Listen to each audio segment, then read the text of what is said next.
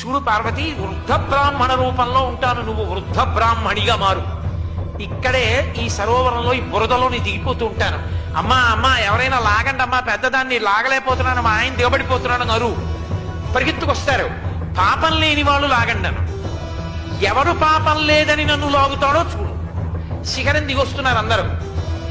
అమ్మా అమ్మా మా ఆయన పెద్దవాడు ముసిలివాడు దిగిపోతున్నాడమ్మా, ఊబిలో లాగండి లాగండి లాగండి అంటుంది ఆవిడ. ఒక్కొక్కళ్ళు వస్తున్నారు, చేపట్టుకోబోతున్నారు. అమ్మ మీకు పాపం లేకపోతే లాగండి అంది ఆవిడ.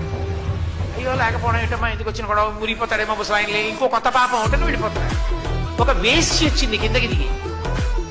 ఆవిడ చేయి పట్టి లాగబోతోంది. పాపం లేకపోతేనే ముట్టుకో మా ఆయన్నది. నాకు లేదు పాపం. వేశ్యవిగా పాపం లేకపోవడం ఏంటి? నీకన్నా పాపాత్మురాలు ఎవరు ఉంటారు?